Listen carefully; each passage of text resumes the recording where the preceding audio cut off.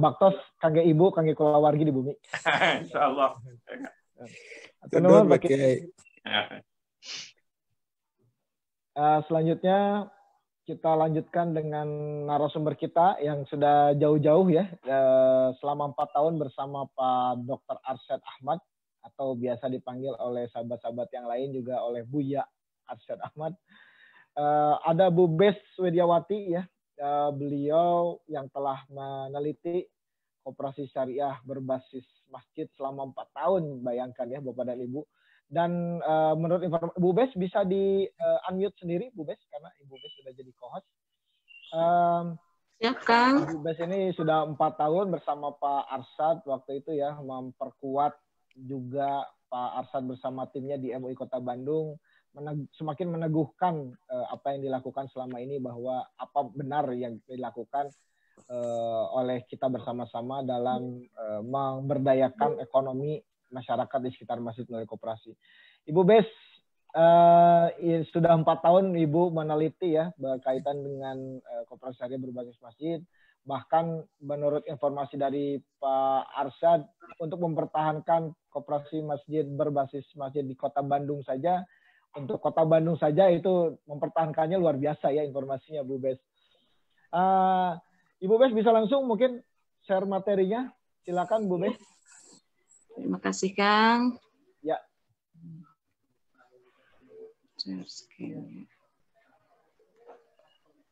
Untuk Kang tadi ya. Sudah saya share ke WA-nya Kang Helma. Oke. Dari saya ya, oke. Silakan. Ibu dibantu saja kan? Nanti. Oke. Ya, oke. Baik. Assalamualaikum warahmatullahi wabarakatuh. Waalaikumsalam warahmatullahi wabarakatuh. Yang saya hormati Bapak Kiai Haji Miftah Farid, salah satu ulama, tokoh ulama yang memiliki kepedulian yang sangat-sangat tinggi terhadap pengembangan ekonomi umat, khususnya koperasi syariah berbasis masjid. Bapak Buya Arsyad, ayah ideologis saya, pionir pembangunan koperasi syariah di Kota Bandung dan insya Allah di Indonesia. Kemudian ada Kang Husni Mubarak di sini, anak muda yang luar biasa, yang insya Allah nanti hasil-hasil risetnya itu akan sangat berguna menjadi basis bagi kita untuk pengembangan koperasi masjid.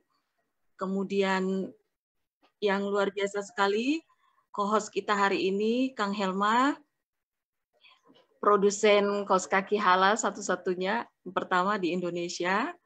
Kemudian Bapak dan Ibu, para ulama, kemudian para ahli ilmu, para pembelajar, tamu-tamu Allah, para praktisi koperasi syariah, dan juga akademisi. Mungkin pada kesempatan kali ini saya sekedar berbagi hasil temuan penelitian selama sekitar 4 tahun bersama dengan belajar langsung dari Pak Arsyad, dan mengikuti perjalanan beliau betul-betul membidani kelahiran koperasi-koperasi syariah khususnya di Kota Bandung.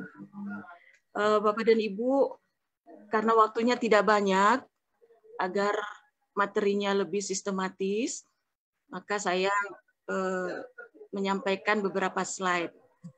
Saya mulai dengan Bismillahirrahmanirrahim. Adapun judul penelitian saya waktu itu adalah keberlanjutan lembaga keuangan mikro syariah melalui penguatan modal sosial Islam menggunakan pendekatan holistik. Nah, studinya sendiri dilakukan pada koperasi syariah berbasis masjid di Kota Bandung. Adapun latar belakang dari penelitian ini dilakukan itu karena ini ada 2 entitas yang luar biasa, di mana ada koperasi, kemudian ada masjid.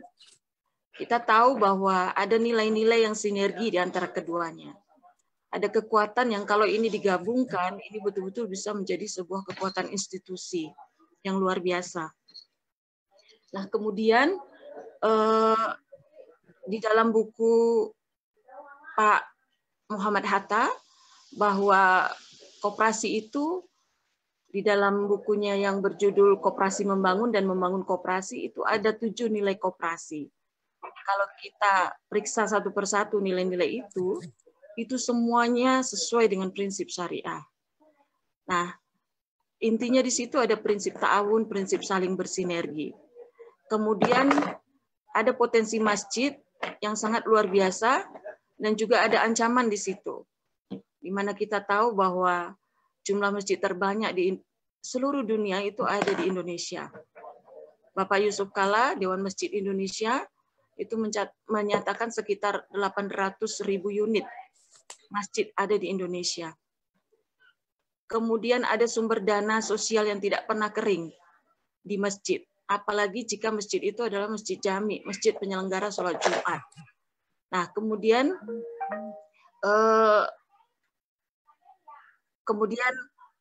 ada modal sosial yang sangat besar, modal sosial Islam. Lembaga masjid saat ini masih menjadi satu-satunya lembaga yang sangat-sangat terpercaya sebagai lembaga penerima dana-dana charity atau dana zakat, infak, dan sedekah. Dan itu masih terpelihara hingga saat ini. Kemudian ada giroh yang sangat kuat untuk membangun koperasi syariah, untuk kembali ke masjid, untuk memakmurkan masjid sebagai kekuatan mendorong umat. Giroh yang sangat kuat bahwa masjid bukan hanya poros untuk aktivitas keagamaan, tapi juga menjadi poros aktivitas untuk pemberdayaan dan kesejahteraan umat. Nah, kemudian ada salah satu ancaman yang sangat-sangat besar sekali yang merusak akidah, yaitu adalah ancaman transaksi ribawi yang ada di sekeliling kita, yang tentu saja ini jika dibiarkan, itu akan menghilangkan keberkahan dari semua kehidupan yang kita jalankan sebagai umat Islam. Nah, latar belakang ini kemudian yang membuat saya tertarik untuk meneliti tentang koperasi masjid. Apalagi entitas ini sudah berdiri di Kota Bandung. Dan apresiasi yang setinggi-tingginya kepada Majelis Ulama Indonesia Kota Bandung, yang menurut pengamatan saya itu satu-satunya MUI yang betul-betul sangat concern dan terus-menerus menumbuhkan koperasi syariah melalui tokohnya Bapak Kiai Haji Miftah dan juga Buya Arsyad, serta teman-teman seperti Kang Asep, juga Kang Helma, dan juga para praktisi koperasi syariah di Kota Bandung. Nah, Bapak dan Ibu, penelitian saya itu menunjukkan bahwa untuk mencapai keberlanjutan, koperasi syariah itu mesti melakukan pendekatan holistik. Pendekatan holistik itu adalah suatu pendekatan di mana koperasi syariah memerankan 3 misi sekaligus. Misi yang pertama adalah sebagai lembaga keuangan. Nah, koperasi syariah sebagai lembaga keuangan itu menghantarkan layanan keuangan berupa tabungan, pembiayaan mikro, layanan pembayaran, asuransi mikro, dan juga transfer keuangan. Kemudian koperasi syariah itu mengemban misi sosial sebagai institusi sosial. Dia menghantarkan layanan-layanan sosial untuk meningkatkan kapasitas orang miskin dan jamaah melalui berbagai aktivitas pelatihan dan pendampingan. Nah, kemudian lembaga koperasi syariah juga menjalankan misi spiritual. Jadi dia juga sekaligus sebagai institusi ibadah, religious institution, di mana dia menghantarkan keseluruhan produk dan layanannya itu sesuai dengan prinsip-prinsip syariah. Harus sesuai dengan prinsip syariah untuk mencapai maqasid syariah. Nah, ketiga peran ini itu harus dilaksanakan secara bersamaan agar tidak ada muncul berbagai macam gap ataupun stigma negatif. Nah, inilah yang betul-betul membuat koperasi syariah itu berbeda, yaitu pada misi spiritualnya. Kalau lembaga-lembaga lain, mereka bisa menjalankan misi finansial, misi sosial. Tapi keistimewaan kita punya misi spiritual. Dan misi spiritual inilah yang jika dijalankan secara benar, itu akan betul-betul membuat koperasi syariah berada pada track-nya, yaitu menjadi lembaga keuangan yang berkelanjutan, misi sosialnya juga jalan, dan misi menjaga akidah umatnya juga akan melekat dalam keseluruhan aktivitasnya. Nah, silakan lanjutkan. Kemudian untuk prakteknya, model yang bisa diadopsi agar koperasi syariah ini bisa berjalan di koperasi, itu gagasan yang saya kemukakan itu adalah model kelulusan atau yang disebut dengan graduation model.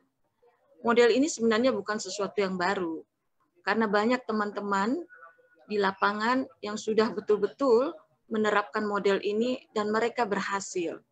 Jadi saya menggambarkan ini, kemudian memberikan penjelasan, dan kemudian mempublish ini ke dunia global agar mereka juga tahu bahwa kita punya sebuah model yang itu sudah diimplementasikan dan beberapa lembaga itu sudah memiliki praktek terbaik. Nah, tadi berbicara bahwa koperasi syariah itu menjalankan 3 misi sekaligus, yaitu misi sosial, misi spiritual, dan misi finansial. Nah, misi sosial itu diperankan di dalam Baitul Mal wal Tanwil. Kita tahu bahwa Baitul Mal wal Tanwil ini di seluruh masjid itu perannya sudah dijalankan, yaitu sebagai lembaga yang menerima dana-dana zakat, infak, sedekah, dan wakaf. Namun demikian, kita juga tahu bahwa untuk fungsi Baitul Mal wal Tanwil ini, itu masjid atau koperasi mengalami masalah optimalisasi, baik dalam hal penggalian dananya maupun dalam hal alokasi dananya. Nah, di Baitul Mal wal Tanwil itu dilaksanakan atau diimplementasikan akad-akad tabaru atau akad-akad sosial. Ada di situ insentif sosial, yaitu segala aktivitas yang digunakan untuk meningkatkan kapasitas para jemaah, terutama kapasitas orang miskin. Karena kita tahu bahwa orang miskin itu mereka punya keterbatasan akses, ya, mempunyai keterbatasan sosial, keterbatasan struktur untuk menjangkau berbagai layanan keuangan. Nah, peningkatan kapasitas ini itu ditujukan untuk meningkatkan pengetahuan mereka, untuk meningkatkan keterampilan mereka.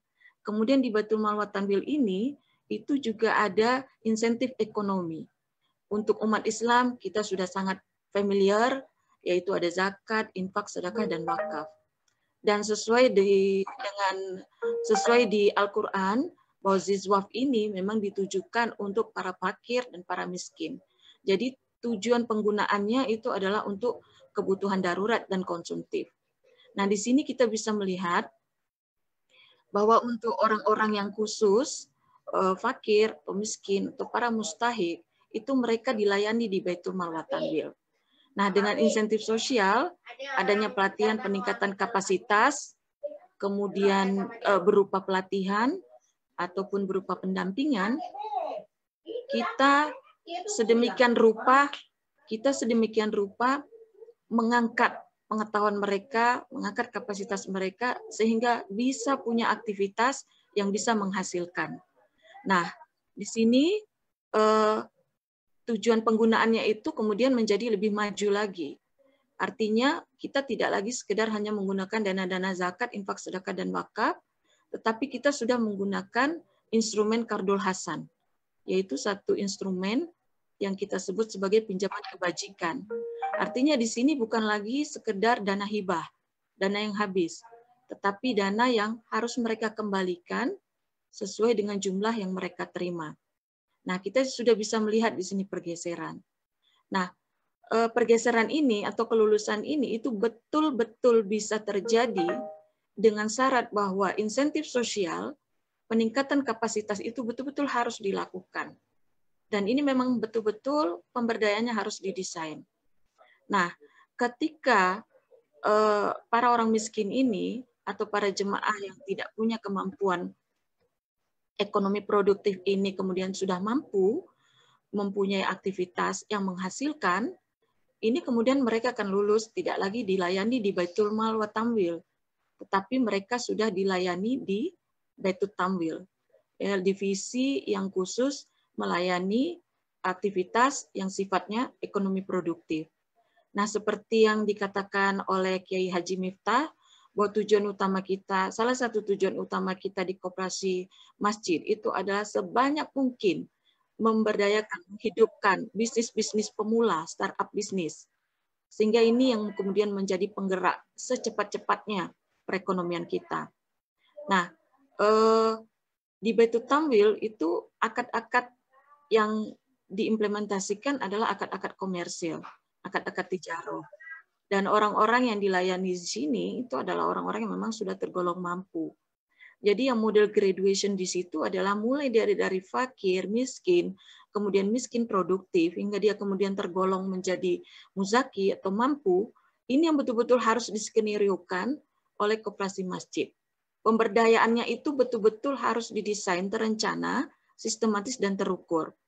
Mungkin pada slide berikutnya nanti ada beberapa best practice yang bisa kita cermati, dan itu bisa menjadi model bagi kita untuk nanti mengimplementasikannya. Nah, ini yang kemudian kita sebut sebagai model kelulusan atau graduation. Bahwa praktek-praktek untuk mengalokasikan pembiayaan koperasi masjid secara sporadik itu memang sudah harus ditinggalkan. Artinya orang-orang yang terlibat di koperasi masjid itu benar-benar harus dicermati dengan baik, kemudian betul-betul mengikuti pemberdayaan sehingga kita dapat mengukur sejauh mana mereka bisa bertumbuh. Nah, dari penelitian saya itu sebenarnya banyak sekali rekomendasi, tetapi diklasifikasikan dalam 5 hal besar ini. Yang pertama adalah untuk menciptakan akar yang kokoh bagi gerakan kita menumbuhkan ekonomi umat ini, tidak bisa tidak bahwa PR terbesar kita adalah menaikkan literasi keuangan syariah. Kita tahu bahwa literasi keuangan syariah kita masih sangat rendah, masih 6%, bisa dibandingkan dengan Malaysia yang 66%. Nah, artinya apa? Literasi keuangan syariah itu mungkin sederhananya adalah tingkat pemahaman masyarakat Muslim terhadap keuangan syariah, khususnya terhadap masalah riba, khususnya terhadap transaksi-transaksi yang masih bercampur baur dengan riba. Nah, ini harus segera dibereskan, karena sebagus apapun program kita, sepanjang literasi keuangan syariah dari masyarakat Muslim itu tidak naik atau tidak membaik, maka ini tidak akan nyambung. Ini bisa kita lakukan dengan perbaikan kurikulum dakwah para ulama kita, di mana selama ini, mohon maaf, mungkin dakwahnya itu lebih banyak ke ibadah mahdoh, tapi konten untuk dakwah itu lebih dimasukkan tentang fikih muamalah. Sehingga orang paham bahwa bertransaksi ribawi itu adalah sesuatu yang memang tidak diperbolehkan. Nah, siapa target utamanya, Bapak dan Ibu? Karena pengambil keputusan keuangan dalam keluarga itu adalah lebih banyak ke ibu-ibu, maka gerakan masifnya adalah ke majelis-majelis taklim. Jika ini bisa kita lakukan, maka tidak ada lagi yang bertransaksi di perbankan-perbankan konvensional. Tidak ada lagi yang bertransaksi secara ribawi. Dan insya Allah kita yakin bahwa keberkahan itu akan datang. Nah, kemudian yang kedua adalah terkait dengan kelemahan SDM pengelola koperasi. Giroh yang sangat kuat dari teman-teman penggiat pegiat ekonomi ini itu memang harus dibarengi dengan penguatan SDM. Artinya ketika mereka mendirikan koperasi, ini teman-teman tidak berjuang sendiri. Kalau saya melihat di Bandung dari 2007 MUI Kota Bandung mendirikan koperasi syariah. Waktu 2017 itu saya mencatat ada sekitar 196 kopsah, tetapi mohon maaf tingkat pertumbuhannya itu tidak bisa dikatakan baik. Tidak lebih dari separuh itu berkinerja baik maupun mandiri. Karena memang ada kesulitan besar yang dihadapi oleh teman-teman untuk mengembangkan kapasitas mereka. Karena ini berjuang sendiri-sendiri. Ada beberapa leading sektor yang melakukan pelatihan-pelatihan atau pembinaan, tetapi saya sendiri secara pribadi melihat bahwa pembinaan itu belum sistematis dan belum menjadi suatu rangkaian untuk menuju satu indikator kinerja. Dan hal pertama yang mungkin kita bisa lakukan adalah betul-betul mendirikan Center of Excellence, pusat pelatihan koperasi syariah, sekaligus ada lembaga sertifikasi. Sehingga koperasi syariah itu bisa dikelola profesional, kemudian amanah. Dan ini juga PR kita, bahwa ada stigma negatif yang melekat, bahwa koperasi syariah itu tidak ada bedanya dengan koperasi konvensional. Nah, dengan adanya pusat pelatihan koperasi syariah ini, siapapun yang mendirikan koperasi, apapun background-nya, ketika dia masuk ke pusat pelatihan koperasi syariah ini, dia kemudian bisa menetas, betul-betul menjadi pengelola yang paham dan handal. Nah, kemudian untuk koperasi-koperasi yang sudah berdiri, ini memang harus ada skema penguatan. Karena contoh untuk di Kota Bandung, MUI sudah membidani kelahiran ini. Tapi siapa kemudian yang akan merawat ini untuk kemudian dia menjadi kokoh, menjadi koperasi yang betul-betul lembaga keuangan yang profesional. Nah, ini PR bersama. Skema ini harus kita buat agar tidak ada lagi koperasi syariah yang kemudian mati suri atau kemudian menghilang. Berikutnya adalah institusi penyedia technical assistant, terutama teknologi informasi. Karena tidak bisa dinafikan bahwa di masa teknologi 4.0 ini, apalagi kita akan nanti menuju 5.0, bahwa semuanya serba digital. Nah, koperasi syariah juga mesti mengimplementasikan teknologi informasi sehingga dia juga bisa menjangkau sebanyak mungkin basis keanggotaan. Jadi tidak hanya terbatas pada jamaah masjid saja. Nah, kemudian ada masalah birokrasi, di mana ada kesulitan-kesulitan dari para penggiat koperasi syariah untuk fleksibel dengan aturan yang kadang-kadang dinamis mengalami perubahan. Seperti koperasi syariah itu dari KJKS kemudian berubah menjadi KSPPS. Kita butuh aturan yang lebih sederhana sehingga koperasi masjid, ketika ada pengurus koperasi masjid yang ingin mendirikan koperasi masjid, ini bisa segera. Jadi tidak terkendala dengan aturan. Dan ini memang harus didesain. Kemudian para pemangku kepentingan yang belum sinergi. Karena saya mengamati bahwa masing-masing pihak itu punya kepentingan dan ini masih ada yang berjalan sendiri-sendiri.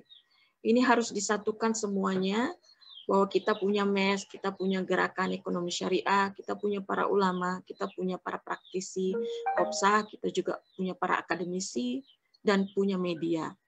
Ini semua harus terkoordinasi dalam satu master plan pengembangan koperasi syariah, khususnya di Indonesia.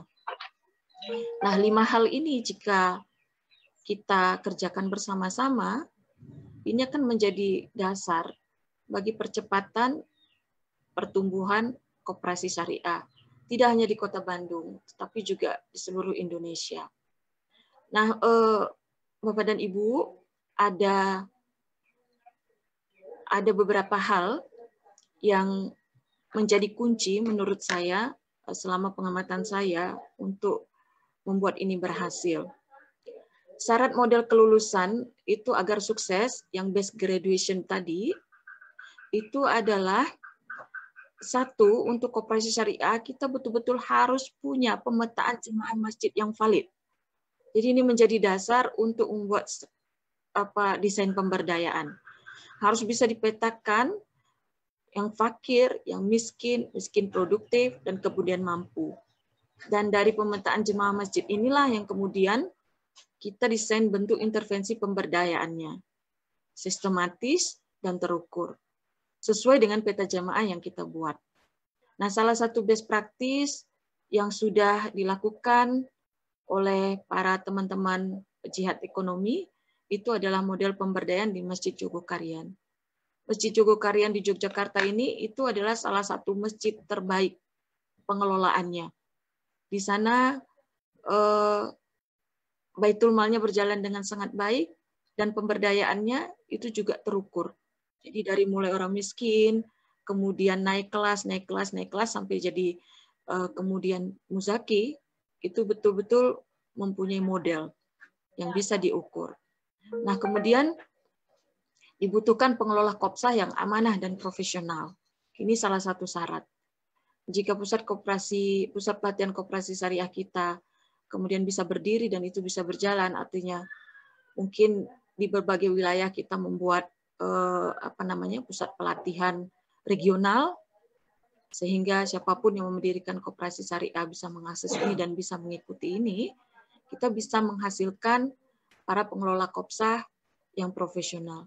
Saya melihat bahwa Kopsa-Kopsa yang berhasil itu betul-betul sangat tergantung pada energi dari ketua ataupun manajernya, di mana banyak dari ketua ataupun manajer itu adalah orang-orang yang memang lulusan dari lembaga keuangan atau para bankir.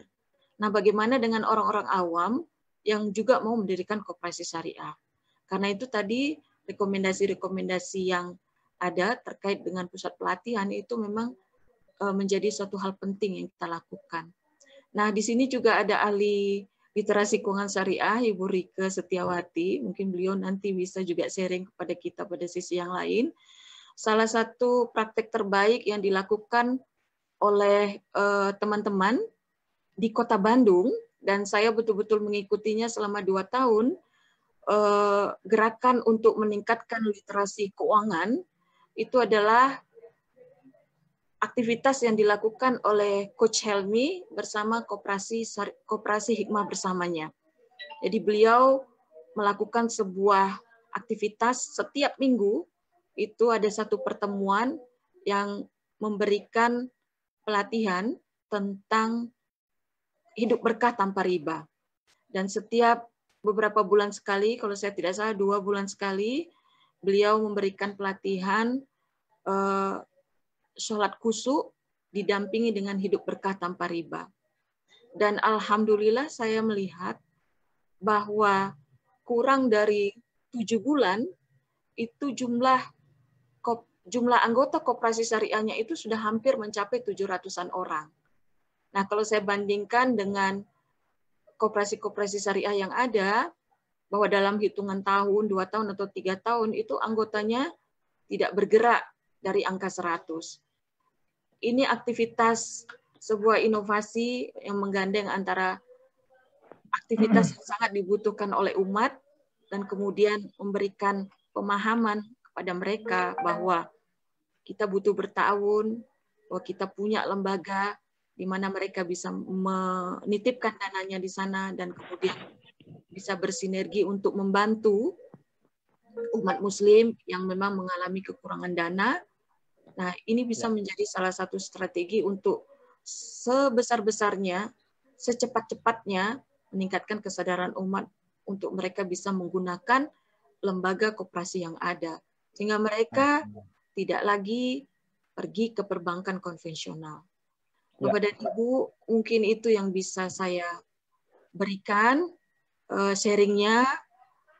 Saya paham bahwa ini masih jauh dari kekurangan, dan mohon maaf bila ada hal-hal yang kurang berkenan, dan saya kembalikan kepada Kang Helma. Billahi taufiq wa hidayah. Wassalamualaikum warahmatullahi wabarakatuh. Waalaikumsalam warahmatullahi wabarakatuh. Terima kasih Ibu Dr. Bes Widiawati ya, Ketua Bidang Pusat Unggulan Iptek Integrated Creative Tourism Universitas Jambi. Luar biasa ternyata Bapak dan Ibu ya, sahabat-sahabat sekalian, materi yang disampaikan tadi oleh Bu Bes Widiawati, kita jadi jadi punya imajinasi ya bahwa kita akan punya master plan atau blueprint atau cetak biru yang sempat disampaikan oleh Bu Bes gitu ya. Kebetulan di sini juga sudah hadir ada beberapa dari Dinas Koperasi dan UKM Kota Bandung. Mudah-mudahan ini bisa jadi masukan juga ya, dan ini kita akan sampaikan